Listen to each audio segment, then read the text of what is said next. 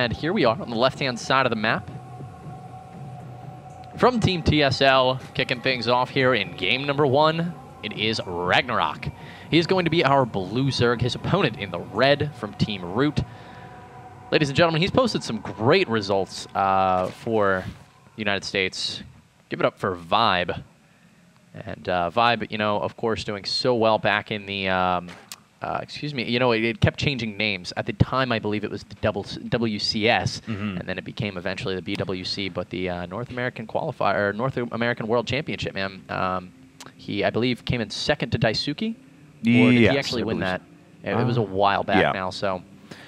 Well, Cats, get your players in check. Tell them to stop chatting in games. It appears on stream. Anyway, yeah. Why do you blame it on Cats, man? I just blame Cats for everything. Andrew's the most versed here. Come on, I mean, he's captain, he's a caster, he's a player. Yeah. I mean, Truby's a great guy. So, all right. All right. Whoop. That's actually really nice. We can accelerate things a little bit here because, you know, the start of the game. That's right, and we had to get that ugly text off the screen now. But anyway, the map is Abyssal City, and this has been kind of a setting for a lot of ZVZs lately. In fact, I think it's the most common matchup that we've seen here. Players are just teams are just tending to throw out Zerg players first on this map. Anyway, it is a blind pick to start. You throw out your opening player. You don't know who they're going to put against you. From there, of course, you go into the all-kill scenario where you know that you know who the player is, and you know who you're going to send in next, and you pick the map, etc., etc. It's Cyrano. I just remembered. Cyrano. Yes, there you go. So TSL value, though. All right, guys. So Vibe's going to be opening up with the 15 hatch here. Following that, of course, 15 pulley through down.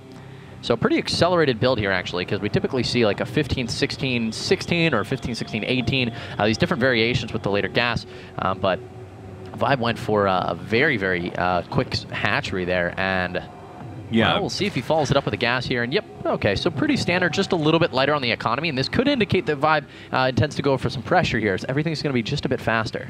18 gas after his, for Vibe, it was 18 gas after he made his second Overlord. For Ragnarok, he decided to put up that much earlier gas, though, and he's going to have that speed. You know, consequently, much, much faster. You can see it's going to be about, oh, you know, what, 40 gas ahead of his opponent, something like that by the time these actually start mining. So we're pretty close to that.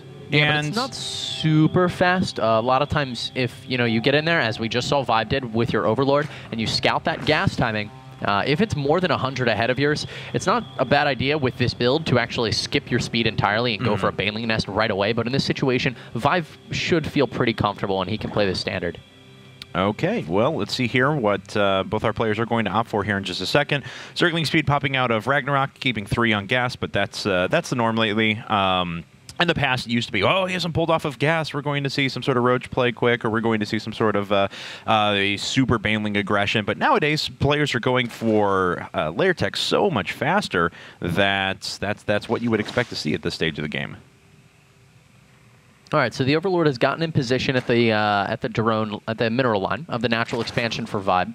He's going to be able to see, you know, of course, if we've got Ragnarok making a bunch of drones or what, he's going to throw down his Baneling Nest at actually right around 30 supply, so extremely standard out of both players here, getting those down. And behind this, well, speed's barely separate at all. I love that Vibe is chasing off that Overlord right now, and that's going to actually prompt Ragnarok to do the same thing. But let's point out that Vibe so far, you know, he's kind of... it's Ragnarok who's playing copycat right now, not Vibe. So yeah, that's kind of cool out of Team Root. Well, looking at things, you know, Vibe's going for a lot of Zerglings right now. Wants to drive these units away, and he's in fact hiding a couple of them. We'll see if he decides to follow this up with that massive aggression that you were talking about before, or what this is going to turn into. Now all the lings are popping out, and Ragnarok actually got a pretty good scout of it. Vibe then turns around and drones up behind it, so this isn't a big all-in play or anything, but it does prompt Ragnarok to put down a Spine Crawler, start getting up a few additional lings, morph in defensive Banelings, things like that. Now, do we have a Spine Crawler of either player? Actually, Ragnarok just getting his now. This is a pretty late Spine. Most of the time you see those go down right around the same time as the Baneling Nest, so it's not going to really help with this engagement too much. Notice Vibe dropping his own Spine behind this because he really does want to eco up. He's got 3 extractors going down. His lair's already on the way. Ragnarok, conversely, is working on that economy and holding off his push. Yeah, I mean, it looks like the Spine Crawler was a reaction to the Zerglings that he had seen pop up from Vibe because he didn't know how many exactly he was going to make. 1 Baneling for 2 Zerglings, not the best trade for Ragnarok, but looks like Vibe is still going to be pushed back, at least for the time being. A lot later layer tech coming out from Ragnarok now, but he has been working off of 2 gas for a while. 5 now up to all 4. Yes, all 4 are finished. That was a very successful maneuver out of Vibe. You know, we were saying how it could be tough for them to deal with these TSL Zergs. Now Ragnarok, right now, probably not the strongest of the TSL Zergs, but definitely a competent player. And Vibe is definitely, he's having a great opening here. Now, he is going to get the Spire Tech, and he gets the Queens in position to deny the vision to Ragnarok. Ragnarok has no idea what build's coming his way. However, if you look at that mineral line at the natural expansion, it's light on the minerals, and it's heavy on the gas, of course, with both of those taken. But overall, he could have more drones on that mineral line. A little bit of an indicator there towards Mutalisks. And also, as you notice, missing 1 drone on gas for the moment is small oversight. He certainly would appreciate the extra about 70 gas or so that additional drone would provide, so we can make close to an additional Mutalisk. But hopefully that gets rectified here in just a bit. But let's go ahead and take a look at things. Looks like now Ragnarok's on 4 gas of his own. Spire's coming up, but a whole lot later. It's a 100-second structure. You can see it's about 60 seconds behind. That's going to make a massive difference. Yeah, this is actually going to be pretty difficult for Ragnarok. Now, he does, of course, have, I believe, a greater drone count right now. If we take a look, 51 to 49, so very, very a minor difference there at this stage, as more drones do pop out for Vibe. But here come the Zerglings, and he's going to try to deny the 3rd here from Vibe. This is going to get interesting. We could see both 3rds denied for both players if they're both aggressive here. Look at that. Overseer Wild just... Yeah, it's actually going to get picked off. Yeah, but it got a perfect look. It saw the exact timing of the Spire, too, and that's very important for Ragnarok to know. So he does a couple of things with these Zerglings. Not only are they trying to put on pressure to his opponent, he has a lot better engagement here, but also they could draw those Mutalisks away for long enough for his own Spire to finish up and start getting some presence in the air, too. So these Zerglings are actually kind of doing double duty. Yeah, Vibe has more links here, so, I mean, fighting that was not a bad idea. But now with the Banling spawning... they're just going to walk right past those. Not many Zerglings left by the time that they do finish. Now the Muta's coming in, sniping out these Banlings. That's huge for Vibe, but a massive contact. They're going to kill almost all of Ragnarok's lings. And Vibe is playing on point right now. 86 supply, folks, to just 88 Mutas on the way now for Ragnarok as well. Well, yeah, I mean, that's what he was waiting for. And, like we mentioned before, he put on a little bit of pressure to this hatchery. And then behind that... Vibe decided to, Vibe had to hold up his Mutalisks for a long time, and that's actually going to allow Ragnaroks to pop up in just a second. All right, Muta's coming in, and they are going to be targeting down some drones, actually, just completely foregoing the Queen. Mutalisks now spawning for Ragnarok, and Vibe will be forced to fall back. Looks like he's switching over to Infestors quite quickly here. Oh! Loses a huge group of Zerglings there to the Banling. Was trying for a little bit of multi-pronged harassment, but not going to work out. Now Vibe has to back out of there, and, Ragnarok finds a nice ability to equalize. Let's see, +1 weapons coming up for Ragnarok at the moment. On Vibe's side, get any of those air weapons or air upgrades? No. So if Ragnarok keeps going ahead with these Mutalisks, he's going to find himself pretty far ahead once that +1 hits.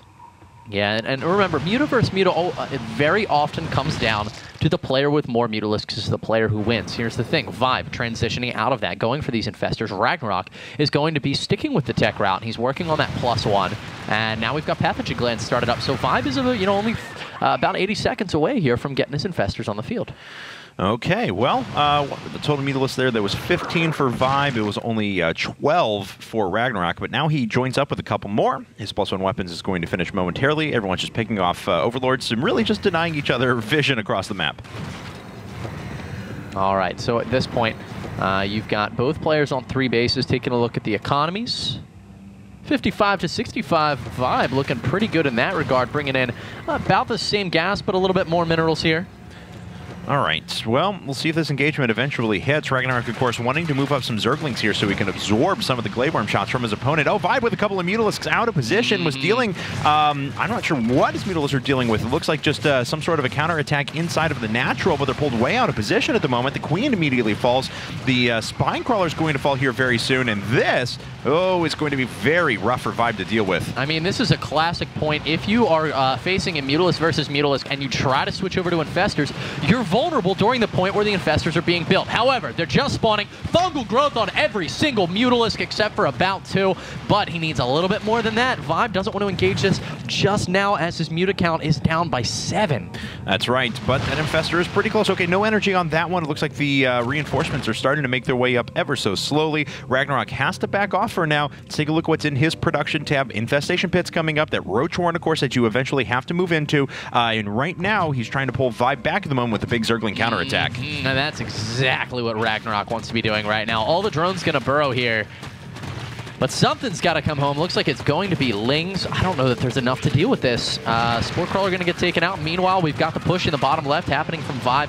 He's going to be down here with his Mutas, but his Infestors, I think they're still burrowed, actually, so they're taking an exceptionally long time to cross the map. This is going to make it harder for them to get picked off, though. And Ragnarok actually going to move in and start engaging this before anything else, just to pick away at the health of those units for a little while. The Zerglings still have not been terribly efficiently dealt with. They've done economic damage just by how long those drones had to burrow. Yeah, and now we've got the push from Vibe with the Infestors. Where are they right now? Just unburrowing, but nice splitting out of Ragnarok so far. That's going to be difficult to maintain, however. Yes, it is. And he does get a few Mutalisks hit and picked off, and looks like Vibe is going to take the opportunity to move forward here. A lot of his Mutalisks are very far in the red.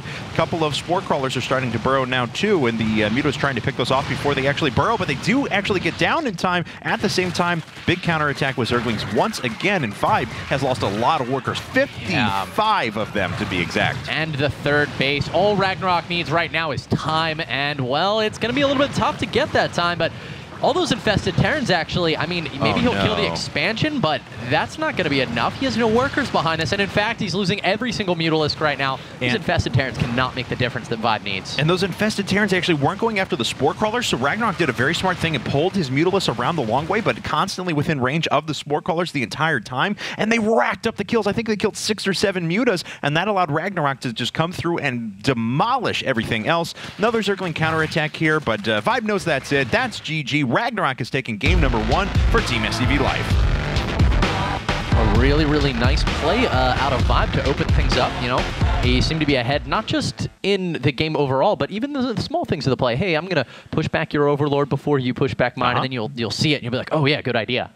So, I mean, he was looking really solid, but things kind of just fell apart there with that Ling counterattack, taking so much damage. It's okay to lose the third. You know, when you, I mean, it's not an ideal. No, but if you can do damage back to your opponent, whatever, fine, you're okay. Yeah, but you got caught switching to Infestor. You still have the better tech comp when you move out, but ultimately lost that game. All right, well, that's game number 1 in the bag. Game number 2 is going to see Root TT1 come in, so we're going to have a PvZ on Entomb Valley. Don't go anywhere, guys. We're running to a commercial break. We'll be right back after this.